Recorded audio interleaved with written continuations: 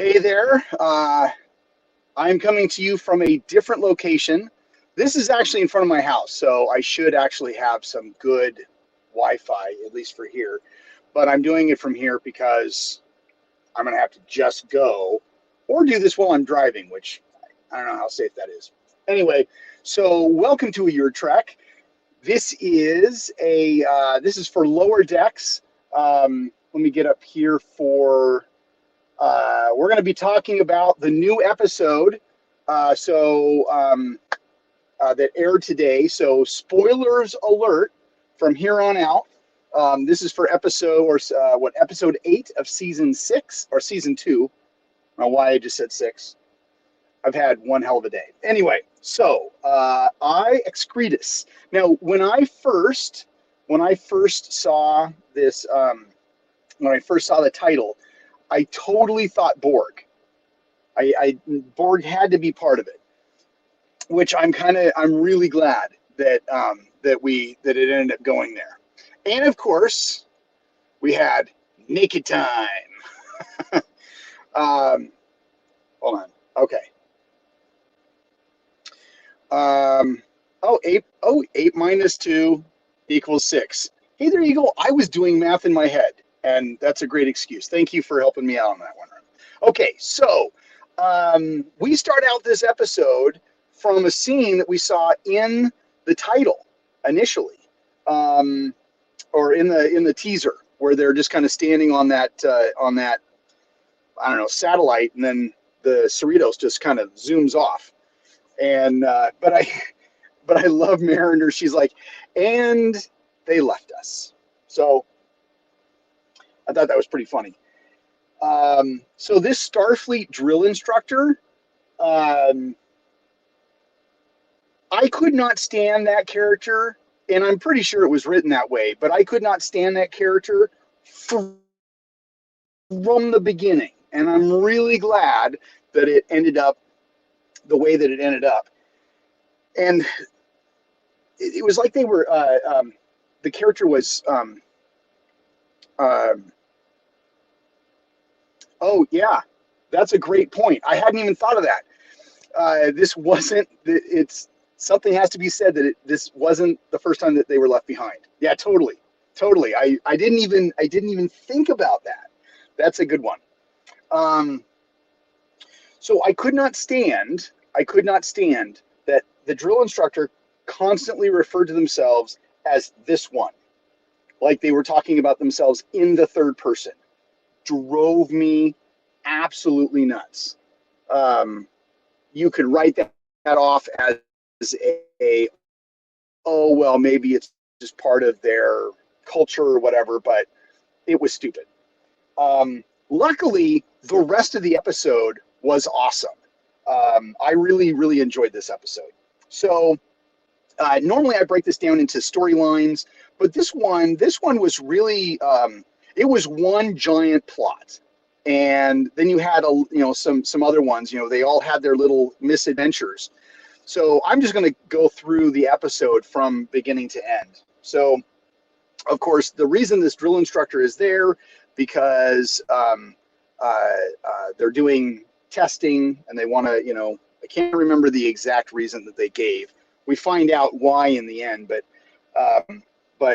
pretty much this to score the crew, they swapped places. So the command ranks became the lower decks, and the lower decks became command. And so they all had their own little personal holopods to go through these adventures as if they were in command. So, and of course, all of the little misadventures were all based off of previous Star Trek related stuff. So Mariner, we start off with her, and she gets the mirror universe encounter. And I totally love the scene where she runs into Stax, and he says, "How dare you run into me?" And she says, "I double." Let's see, was it? I double dog dare. Oh, I double dog dareth, and then double hammers him to the chest. I thought that was pretty cool. and then when they find out that she is not who she thinks she's going to be, they use one of those old school agonizers. So not the one from Void from Discovery, but the one from the original Mirror Universe that we saw in the original generation. Okay, so Rob says poor Boimler, showing how badass he could have been, but still fails on paper, but succeeds in helping save the crew. Something says the reports won't show it in that way. No, I agree, and we'll get to him. Tindy, of course, she gets to be a chief medical officer. She gets the paralyzed Klingon, which, if we're aware of the Next Generation, Worf ends up breaking his back because something falls on him. Can't remember the episode, but he wants to take his own life, and Dr. Crusher has a problem with it. So of course, now it's totally okay to kill a Klingon, and I love how he says, "You don't respect my culture."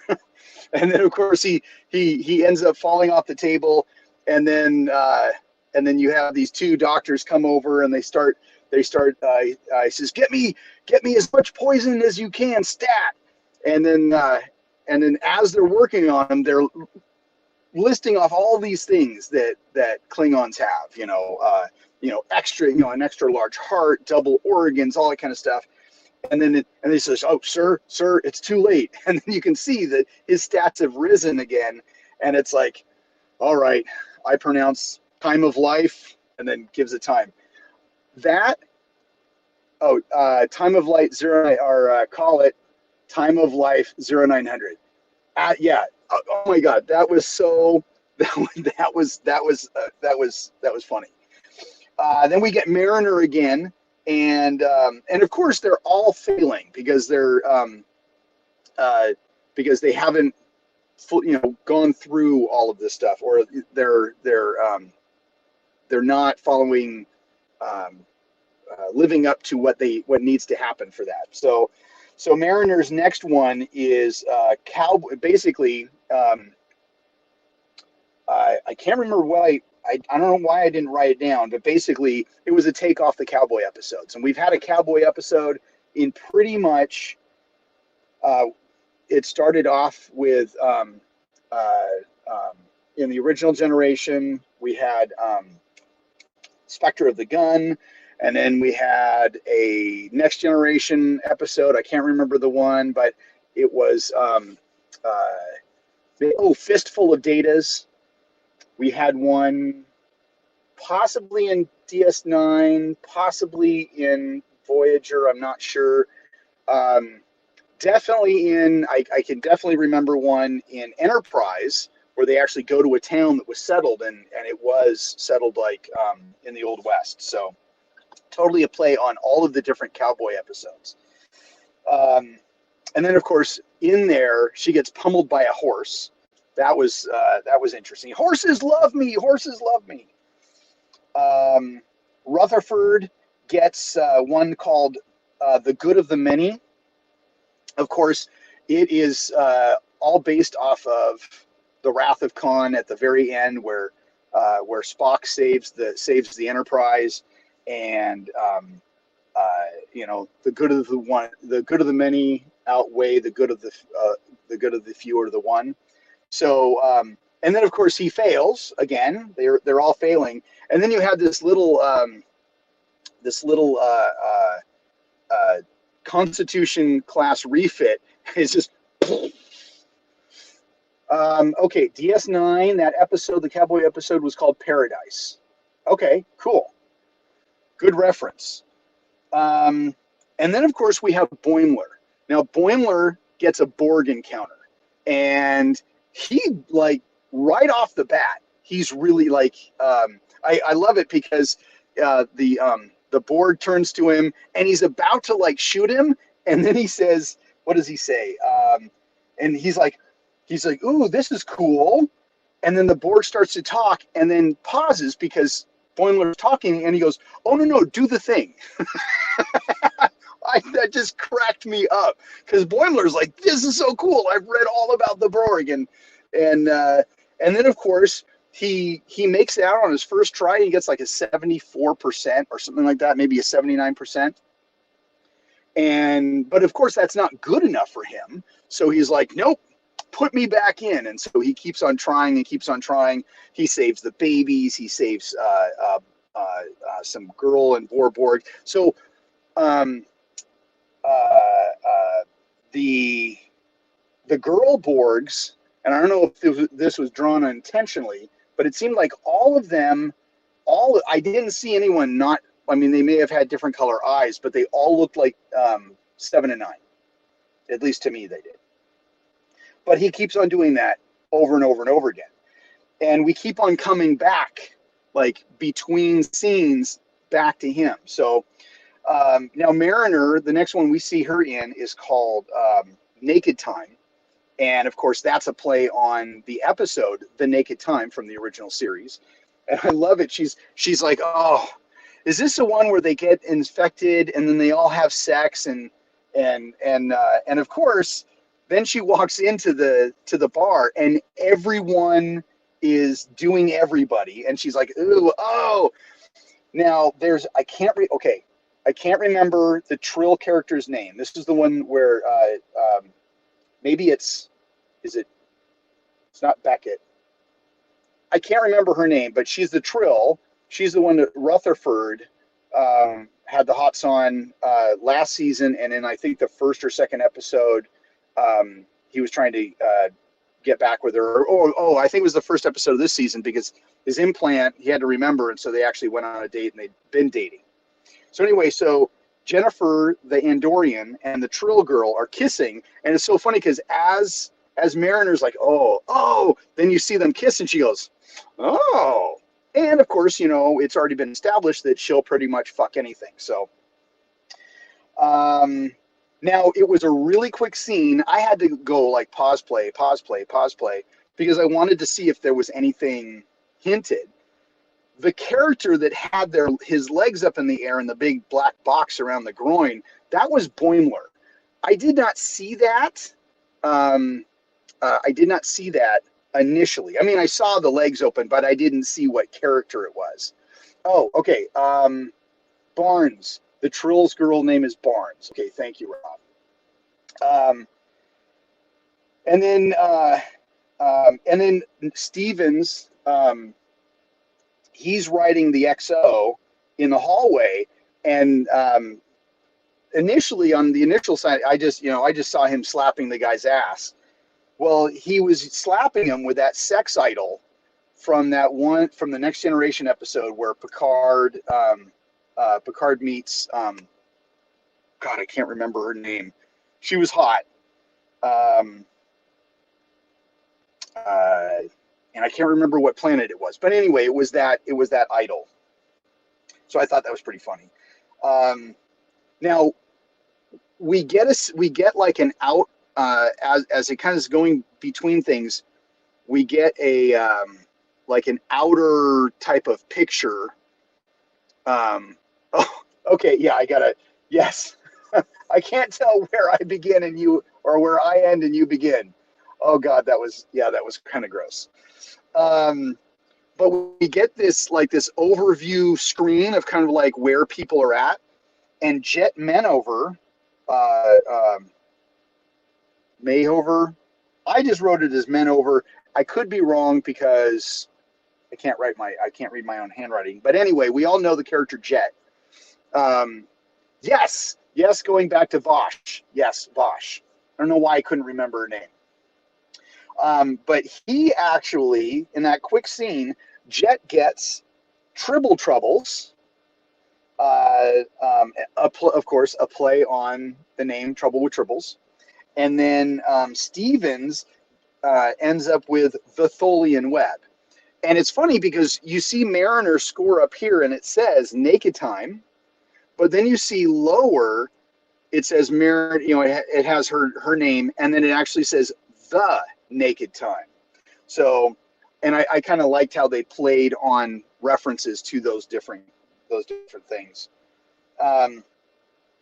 And then of course they're doing their thing, and I think so afterwards they're eating the captain's mess, and they're kind of realizing, wow, being a command officer is really hard, and and then it goes down to the lower decks, and you've got pretty much the four main command people. You've got the Tiana, the Doctor, Captain Freeman, the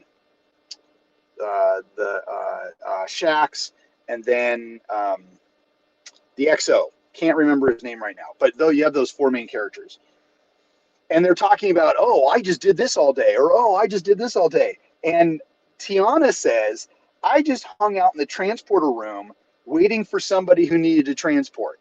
And then I got a kick out of that line because, yeah, it doesn't matter if it's the original generation or the next generation. Like, I know O'Brien, the actor who, Colin Meaney, who plays O'Brien, he had so many different roles before actually, like, was built up into the character of O'Brien. And of course you have Transporter Chief, what's his name?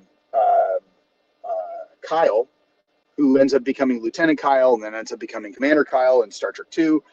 But what do? Do you just do you show up before the people?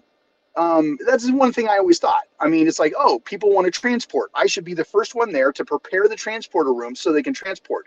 But no, apparently her comment confirms that you just stand around all day until somebody needs to use the transporter. I thought that was pretty funny.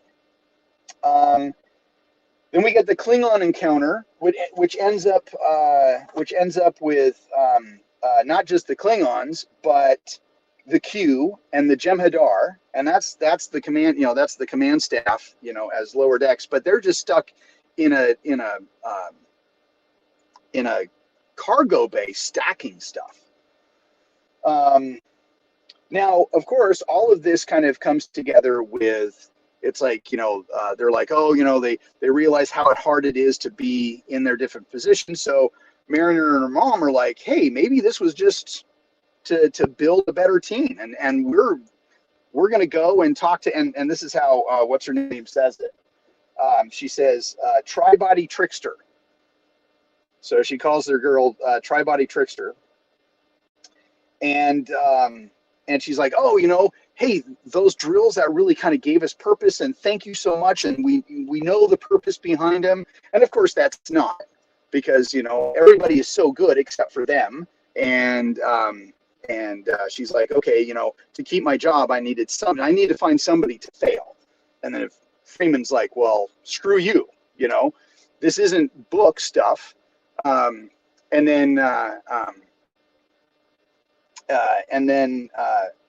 then basically they kind of take her on a ride. Going back to the cargo bay, yeah. So Rob's like, Shaq's asking if they're supposed to stack the containers. Why'd they make them all this shape? That was pretty funny, and that was a good point that he made, because you have all these really odd shapes of these containers. Why couldn't they just make them square? Why'd they have to make them octagonal? I did like when, and I'm just going to call her TBT, the tri-body trickster. She says that all the drills were rigged because she needed somebody to fail, except for the horses. and that was like, she's like, but horses like me. So we go back to Boimler, because Boimler's still in this. They're like, okay, well, if we can convince her to, as long as his program is going, then she can't submit the results of this failing results. So they get Boimler, who had just reached 100%. He's about to finish. And they're like, no, keep on going. And so he ends up going into the board queen, who was voiced by Alice Krige, who played the board queen in First Contact, which I thought that was pretty cool.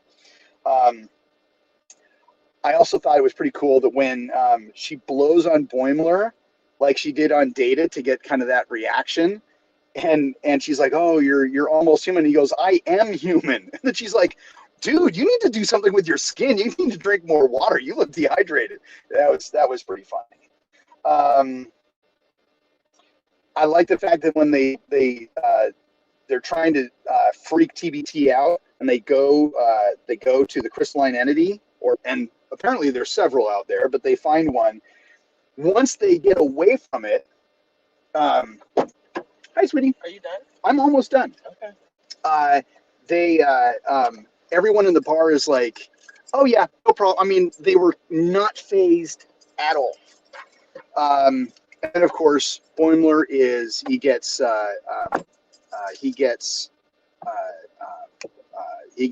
assimilated. And as Rob had texted me, he says, I am Excretus from Borg, basically meaning I am the shit. And he did. Like Boimler kind of saved the day in a way in this episode. I thought that was pretty cool. So that's the episode. Thanks for hanging out. Thanks for watching. I don't normally say it, but if you've watched this far, because I know Rob is live, but if you're re-watching this and you haven't subscribed, subscribe, hit the bell, because when we go live, you'll be notified. May or may not be on at 7. Lots of things going on today, but I'm going to try to do the 7 o'clock thing. It might end up being later. Don't know.